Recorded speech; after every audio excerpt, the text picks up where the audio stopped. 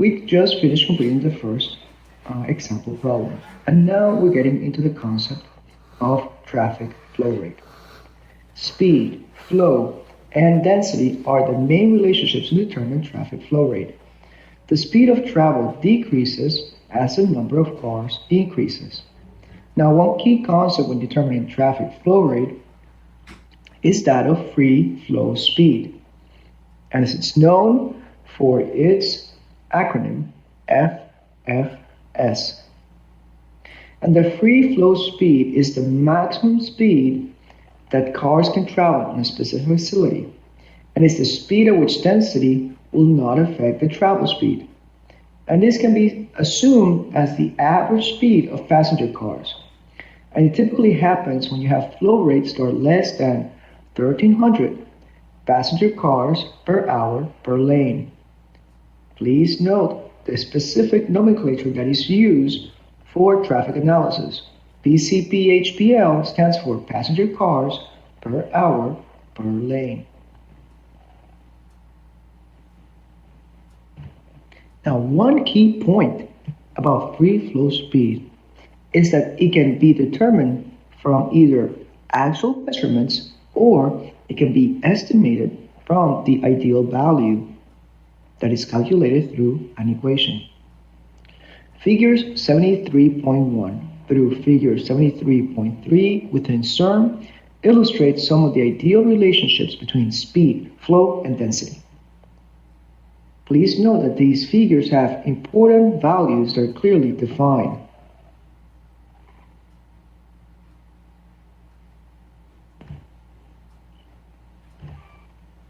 So here we see figure 73.1 from CERN, which shows us the space mean speed versus its density. On the vertical axis, we have the speed as measured in miles per hour. And on the horizontal axis, we have the density that is measured as vehicles per mile per lane. And note some key definitions shown.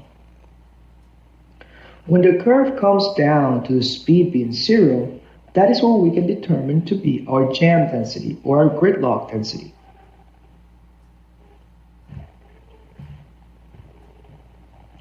Critical or optimum density should not affect the rate of flow. Now, the key values that we can see in figure 73.1 include, of course, the density, which is represented by D. And this is a number of vehicles per mile per lane. Then we have the critical density, which is our D sub O. And this is the density at which maximum capacity occurs. And see how that it's paired with the critical speed. This is the speed at which maximum capacity will occur. And then we have the jam density, which is the one that we just noted. The grid, like when we have gridlock, right? It's the density when the vehicles are at a standstill. So now you know when you're in bumper-to-bumper traffic and you basically have put your car under park or neutral, you are experiencing the jam density. And the free flow speed is what's known as speed sub F, and F stands for the free flow speed. And that is the maximum speed. Note how the free flow speed occurs when we have the lowest density in the graph.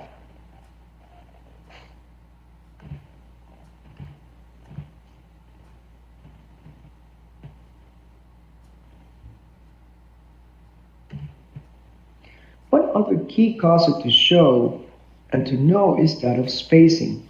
And spacing is the distance between common points on successive vehicles.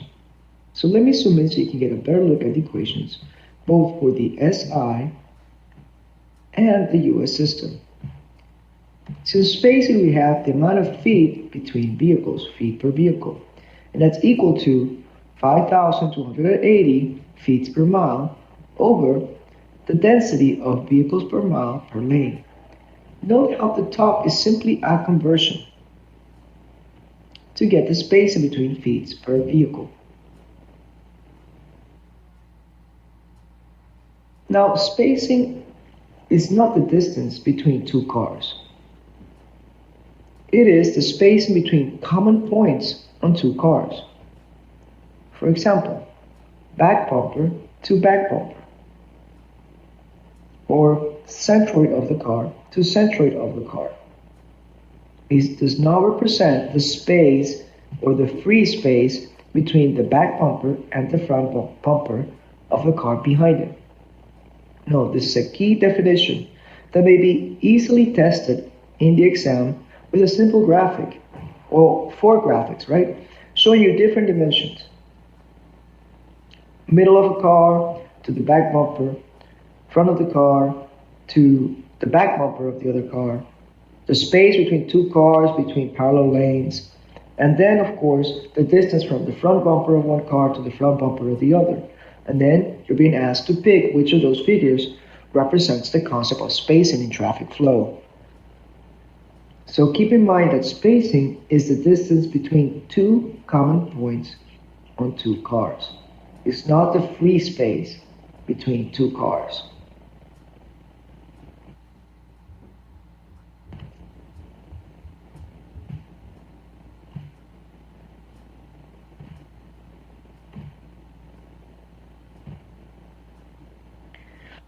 Then we also have the concept of headway, and this is the time between successive vehicles. You can see how, in a way, this is related to the spacing. So let me zoom into the equation so you can get a better look.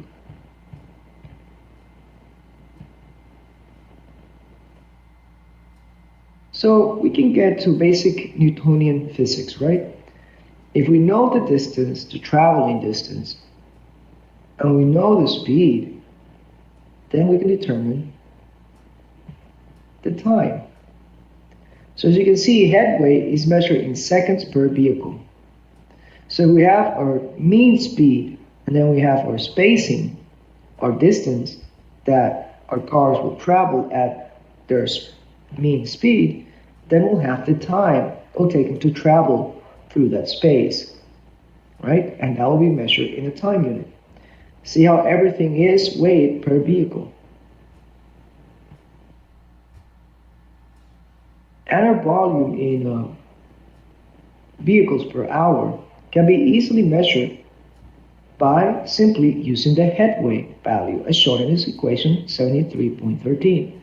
Note the number above is simply a conversion between seconds to hours.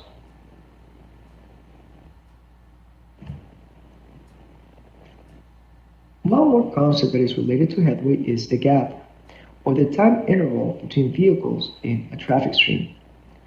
Gap is a concept that is important for pedestrians trying to cross a traffic flow. Or you can just think of gap as an important concept for any object that is attempting to cross traffic. So that may be pedestrians, that may be cyclists, or that may be cars exiting through a driveway, or cars trying to cross on a side street through a medium opening on a main line. So that is why gap is important for those concepts in traffic flow design. Now the gap is based on the clear space between vehicles. The gap is based on the clear space between vehicles, not the spacing as defined in the previous slide. So the spacing between vehicles, it is not a technical synonym of the gap between vehicles. The gap between vehicles represents the clear space, while the spacing represents this, let's talk about it this way, the center to center distance between two vehicles. Please note these are two different concepts, so you can easily be tested on this during the breath portion of the exam.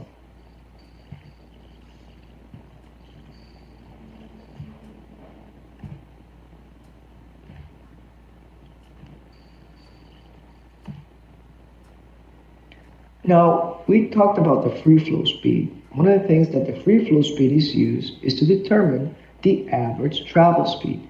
And the average travel speed is shown how to be calculated in equation 73.9 of CERN. Let me zoom in so you can get a better look at this equation. So the average travel speed is going to be equal to your free flow speed times 1 minus the ratio of your density over your gridlock density or your traffic jam density. Another concept to review is the rate of flow or the volume. And your rate of flow is going to be equal to your average travel speed times your density, or as we saw earlier, with a simple unit conversion of the concept of headway. The rate of flow, which is shown as V, represents the number of vehicles, which then represent a volume, that are crossing a point per hour per lane, and that is given by equation 73.10 in CERN. The average travel speed is based on the relationship shown in figure 73.1. If you remember, the vertical axis of figure 73.1 is the space mean speed, which is the total distance traveled by all vehicles divided by the total travel time of all vehicles. The jam density is the density that results in an average travel speed of 0, which can be seen in equation 73.9 of CERN.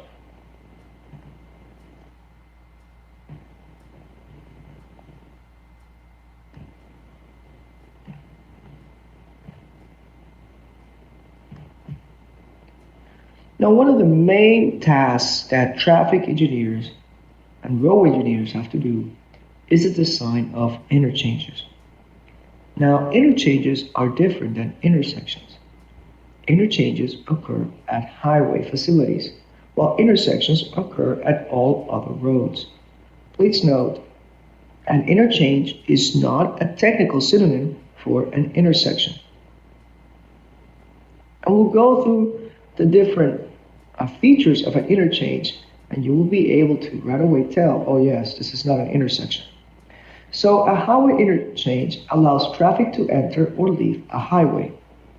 And the locations are affected by the volume of the expected traffic, the convenience, the required land area, and the frequency of other interchanges within the highway. Now, the more interchanges are added in a highway, the more conflicts are added within that highway, which by in turn reduces the capacity and reduces the travel speed in the highway. So you can see why it is preferable to have just the minimum required interchanges in a highway, because the intention of a highway is to provide for mobility, which means provide for long distance connectivity, long distance travel. Think of or imagine having side by side a cross section with moving traffic of an interstate highway, and then right next to it you have a cross section with moving traffic of, let's say, a local residential road. Now, on the highway cross section, you will see things like large freight trucks, you will see things like passenger cars, commercial vehicles, all kinds of vehicles going very, very fast. And probably you will see a few vehicles that have license plates that are out of state. And in some states, you may be able to recognize license plates that are outside your county or parish, right, on a highway. Now, on a residential street, what kind of vehicles would you find? Well, more than likely, you may find people walking their dogs right in the middle of the street. You may find some kids riding their bicycles in the middle of the street. You may find, one or two cars of people going to their homes in the morning or running a few errands from home. You perhaps may see a couple of commercial vehicles that are serving the residences, perhaps as a plumber van or the power company's meter reading van. And the speed that they're traveling are very low speeds.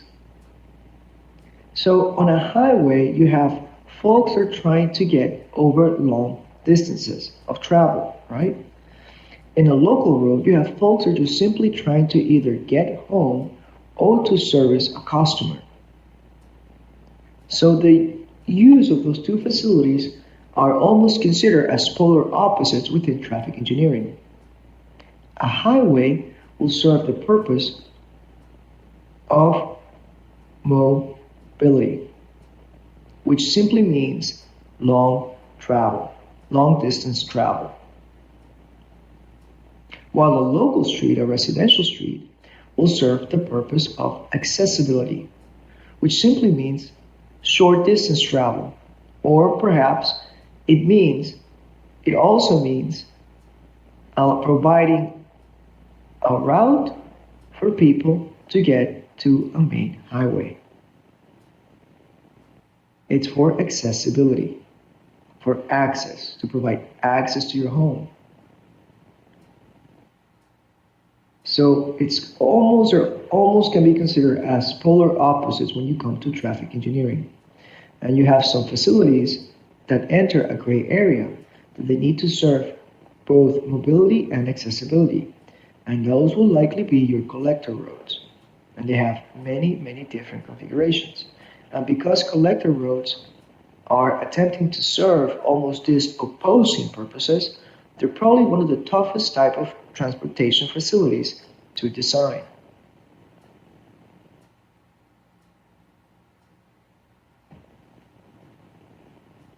Now back to highway interchanges.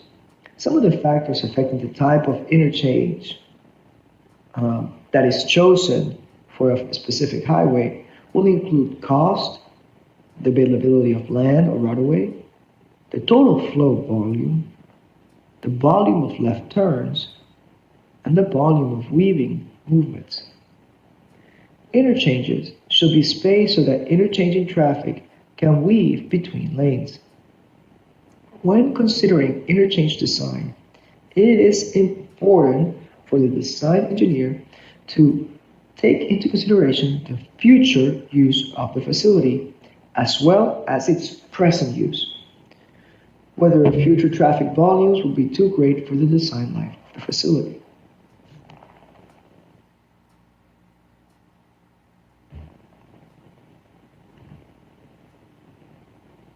Now let's look at a really cool graphic. Figure 73.11 shows different types of interchanges. Let me zoom in so you can get a better look. While I'm zooming in, which reference do you think this comes from? Does this come from the AASHTO Green Book, which focuses on geometric design?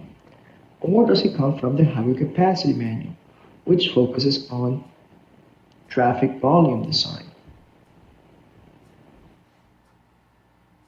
I'll tell you that when we reach the bottom of the figure where we see the reference.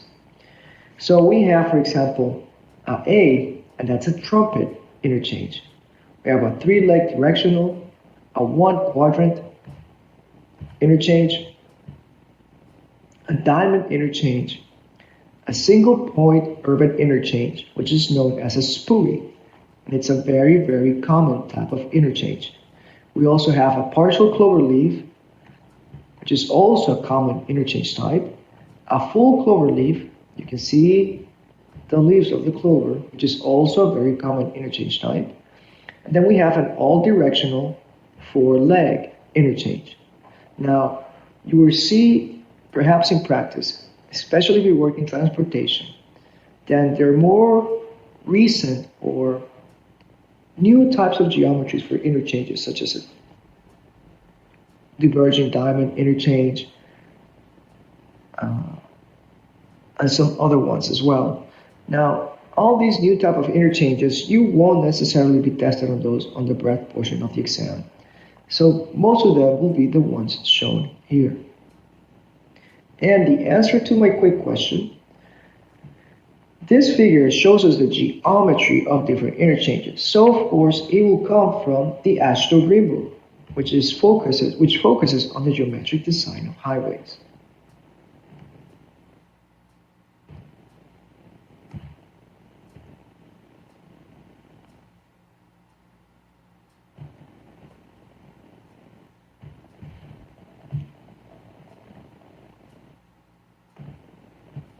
So here we have the condensed list of the previous figure. trumpet, three-leg directional, diamond, single-point urban or spooey, cloverleaf, full and partial, and a directional interchange. So a trumpet interchange and a three-leg directional interchange are good options for an interchange that only has three approach legs. A diamond interchange is a good choice for an intersection of a minor road with a major road. It can handle relatively large volumes and has low right-of-way cost because it has a low right-of-way footprint. However, a diamond interchange does impact the user's speed. A spooey is a type of diamond interchange that uses a single signalized intersection for left turns, while right turns are free flow.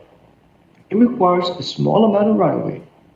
Now, the disadvantages include high construction costs and additional geometric design issues. A cloverleaf, whether it's full or partial, incorporates free flow left turns. It requires a large amount of right-of-way and provides relatively short weave-in distances. So a cloverleaf interchange is one of those old type of highway interchanges that were developed when land was economical in the surrounding the highway. A directional interchange is an improvement over the diamond and cloverleaf interchange types because it allows direct connections for left turn movements. Directional interchanges are typically expensive due to the structural cost and because they require large amounts of land, large amounts of right-of-way.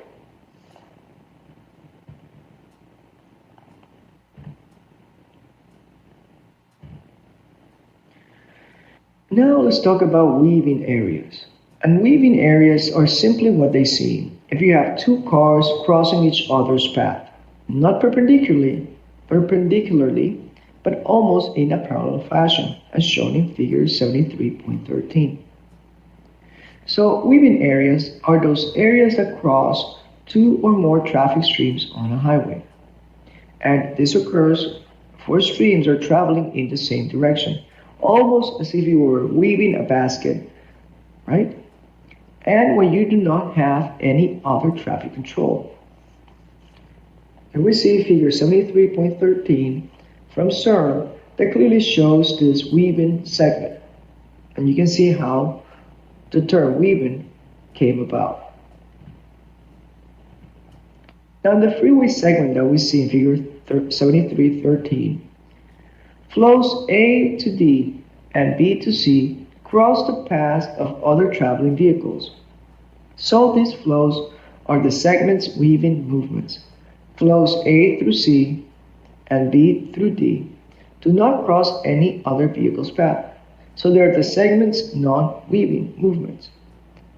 There's only one weaving point in the intersection shown. Weaving areas require more traffic maneuvers, which result in increased traffic turbulence and traffic density, as well as decreased flow speed. Lengthening the weaving area helps alleviate the problems created by weaving traffic flows.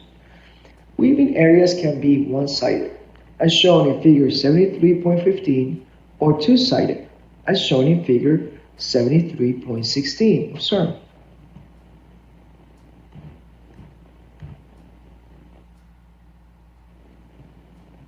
Here we see CERN figure 73.15, which shows one-sided weaving segments.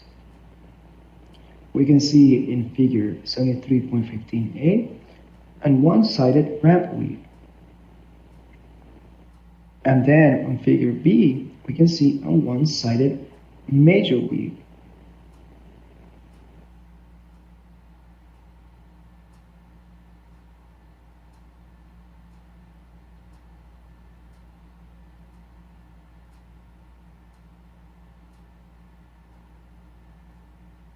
And see where this figure comes from? This comes from the highway capacity manual because it impacts the capacity, the traffic flow through a highway.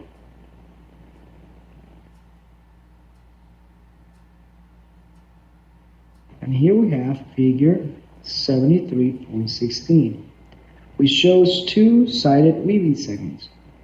Here you see a two-sided weaving section with single lane ramps. And here you see a two-sided weaving section under figure sub B within 3 lane changes.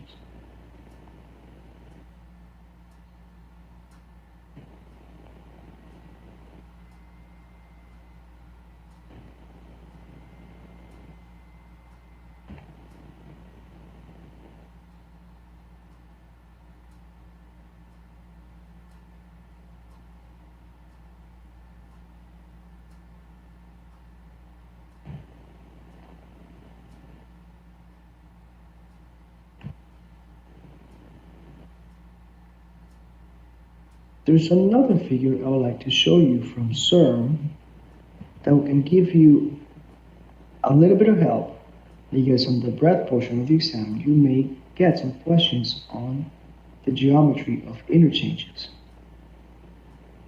So you may want to tap this figure. Here we go. I think it's 73.12. Yes, it's figure 73.12. Now, here you see the different types of interchanges based on either being on a rural condition or in an urban condition. And if they're intersecting, note the intersecting facility. The main facility is a highway, an interstate highway, kind of, right? Or a highway, a high velocity, high speed facility.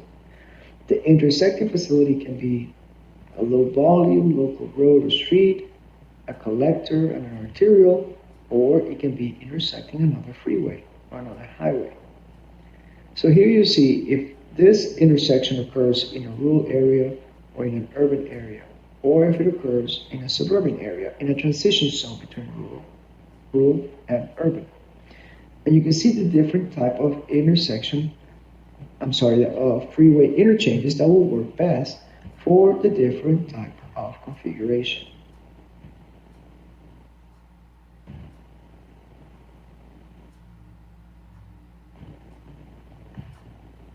So you may want to tap this figure along with the previous figure, 73.11, that shows you what each one of these different graphics represent. Partial cloverleaf, a full cloverleaf, a diamond interchange, 3 leg directional, a spooey, or an all directional 4-leg facility.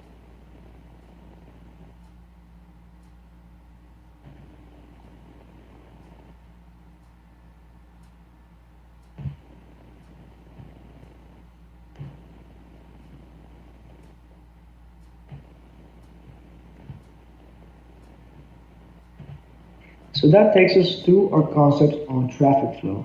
Now we're going to cover basic circular curve elements, or as I like to nickname them, horizontal curves.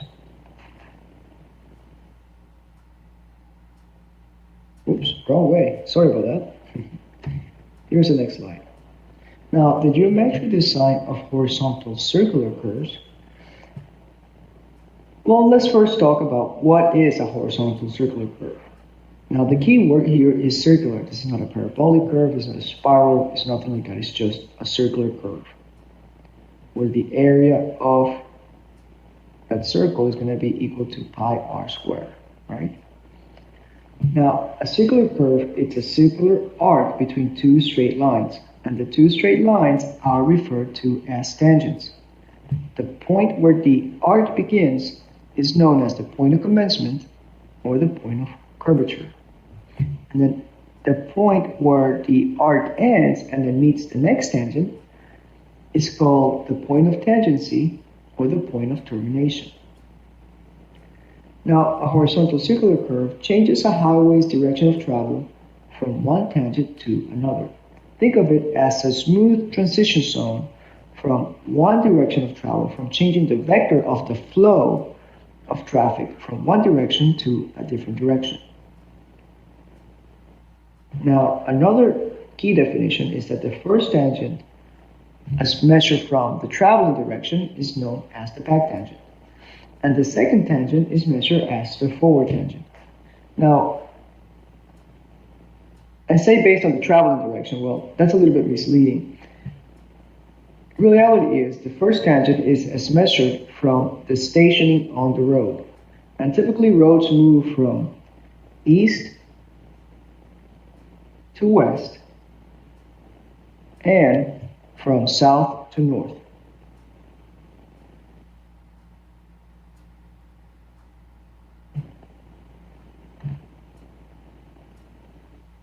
The back tangent can also be known as the approach tangent. It's another technical synonym. The forward tangent is also known as a departure tangent. The nomenclature for horizontal curves is important to understand because there are many variables and names that may be used in the design problems. There's a full list of the nomenclature and abbreviations in table 79.1 of CERN.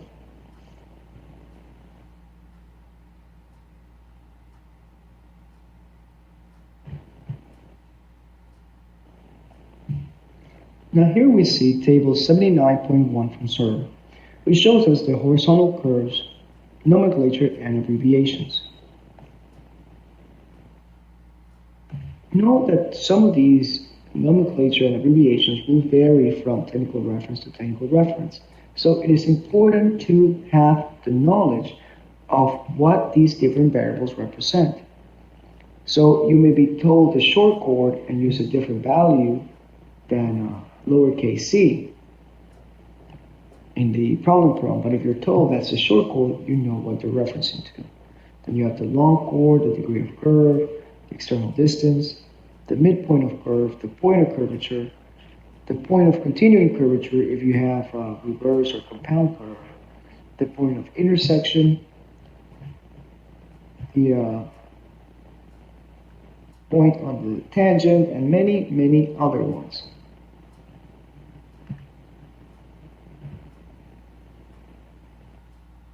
So this is a table you may want to have tab.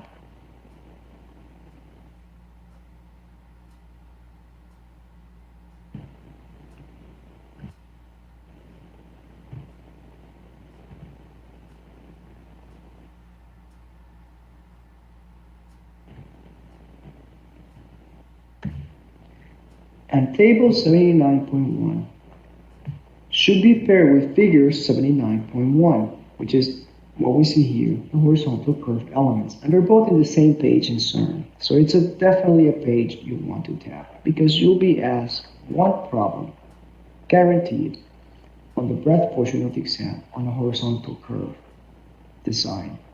And you will need both table 79.1 and figure 79.1 to find out what you're being asked to determine. And these two, table 79.1 and figure 79.1, will serve as your Rosetta Stone to identify which equations you need to use to solve for that specific problem. Now, one of the techniques I highly recommend is to go ahead and when you're working out a problem, develop your own one-page reference sheet for horizontal curve design. Go ahead, you may want to scan, make a copy, or sketch out a figure that looks just like figure 79.1. Call out all the variables, call out the names of the variables from table 79.1, and write out all the different equations that we'll see all the different equations through this lesson that pertain to all these different variables. And I recommend you preparing this because it will help you retain this information, have the information, for the lack of a better term, bring this information to the front part of your brain to have it ready for you, right, for the exam. So in addition to preparing your own reference that you can bring into the exam, of course you need to have it bound on a 3-ring binder. To bring into the exam, it will also help you remember this theory. Now, you will find online many different one-page resources for horizontal curve design. And these resources are not made to help people pass a P exam. They are made to help people do their design work or engineer work on a day-to-day basis.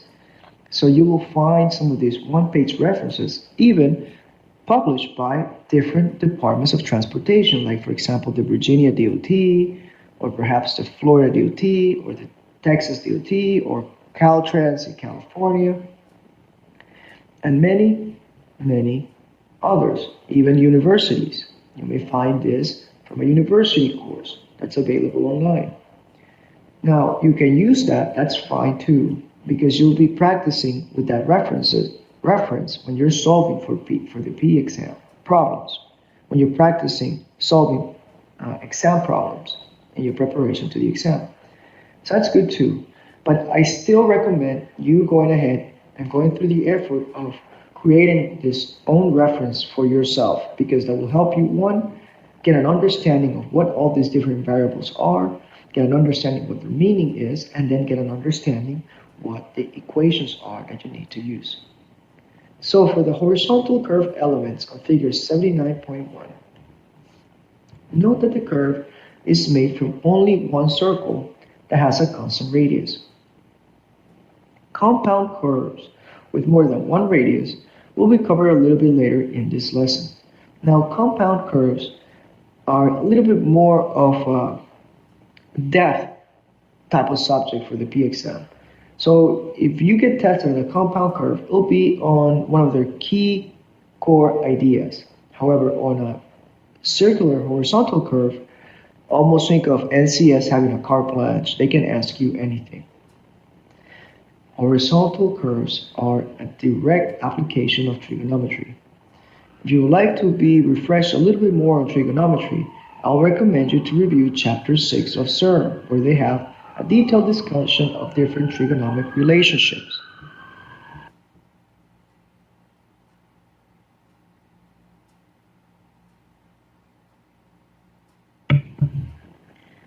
And trigonometry is important for the P exam. You will need to use trigonometry to solve perhaps geotechnical engineering type of problems in the breadth portion of the exam. You may need to use trigonometry to solve structural type of materials in the P exam. You may need to use trigonometry to solve for problems that require you to quantify areas or volumes or earthwork type of quantities. And you will definitely need trigonometry to solve for problems that require horizontal curve design. So think of Chapter 6, the trigonometry portion of CERN, as a core foundational chapter that you should review and be very, very familiar with, because you will need to use in a few problems. Not all of the problems in the exam, right? But let's say maybe 4 to 5 problems in the exam. At the most, you'll need to use trigonometry. So it's a good background concept that you need to have under your belt. Now, for the main course, right? The equations. These are the overall general equations for the design of horizontal circular curves. Please note how all of them depend on the radius of the curve. Understanding and knowing the radius of curvature is one of the main components in designing for circular curves.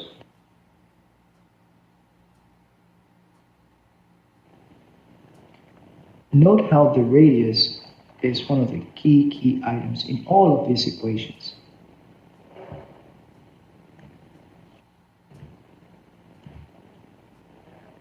And it's key to know the different definitions for all these different terms, right? So let's go back.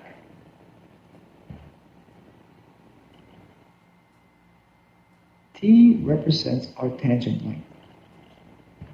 So if you require the exam to find the tangent length, you can use equation 79.4.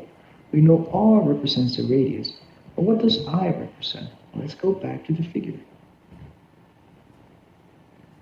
I represents the angle of inflection. It is the angle between the tangent and the long chord. Well, then you say, well, I guess I need to find, how do I find I? Correct? Then you can find I perhaps from solving for equation 79.3, or you may need to solve for equation 79.5 or 79.6, or by using trigonometry in a provided figure. So there are many different iterations that NCS can ask you. So think about it this way. For a horizontal circular curve design, NCS may ask you to prepare, let's say, I want to make it a very tongue-in-cheek example, right? So let's say, think of it this way, like NCS is going to ask you to, I want you to bake a chocolate cake.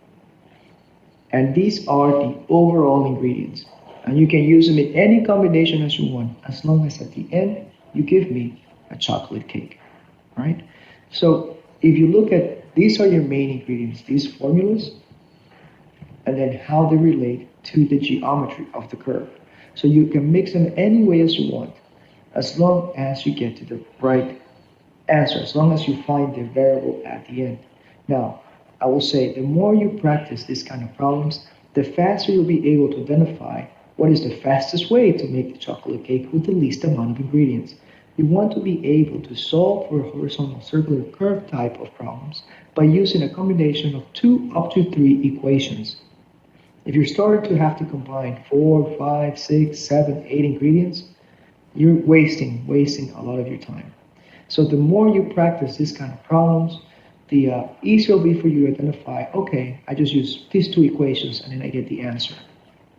Because you want to also avoid taking additional steps that are not necessary, or well, you can still go through that route, that long route to get to the problem, but see, you want to eliminate extra steps, because the more steps that you take to try to solve a problem in the PXM, the more chances you'll have to make a silly mistake. It's just simple statistics, folks. So if you have 10 steps that you need to take, there's a higher probability of you to make a mistake in one of those 10 steps, whether if you can solve the same problem in half of the steps, in 5 steps. So you, just by doing that, you have improved your odds by 50%, right? So think about it that way too. So that's why the best advice that anybody can give you when studying for the PXM, is simply to practice solving exam-like problems. And then equations 79.1 through 79.7, which are the ones you see here on the screen, are very important and are almost always used in the exam. Now the difference between, for example, equation 79.1 and 79.2 is based on how the degree of the curve has been defined. Maybe it was being defined using the arc method or the chord method. The arc method, which is equation 79.1, is based on the measurement between curve stations along the length of the arc, while the chord method is based on the length of the chord between curve stations.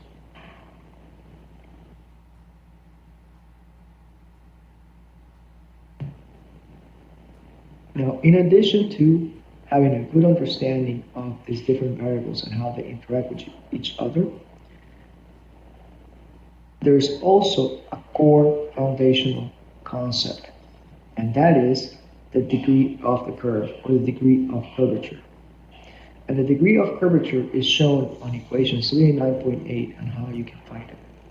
And it's the length of the curve, sorry about that, I meant to point to it. And it's the length of the curve, which is the actual curved arc length. And the degree of the curve, which is the angle subtended by an arc of 100 feet. So if you were to draw a curve, oh boy, I'm going to get in trouble now. Now your curve is circular, right? So it follows a circle. So we have our first tangent. Didn't want it to go.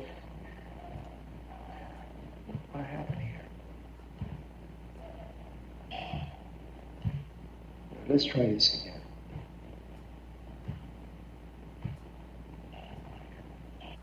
So we have our curve. Then we have our first tangent coming in. Then we have our tangent exiting.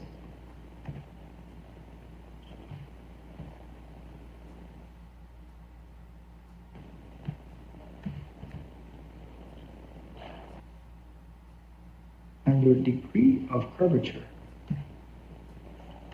is not, a lot of people will get it confused thinking that it is this angle measurement here. Why did that default to white? There we go. Let's just make a different color. Other people are confused thinking, oh, that's my degree of curvature because this is my curve, right? So that's going to be my degree of curvature. Well, your degree of curvature is the arc that is suspended by 100 feet by 100 feet of your curve. So let's say right here is 100 feet of the curve. So your degree of curvature is going to be this angle right here. It's not half of it. I hate when I draw something that looks like half, but it's that angle right here.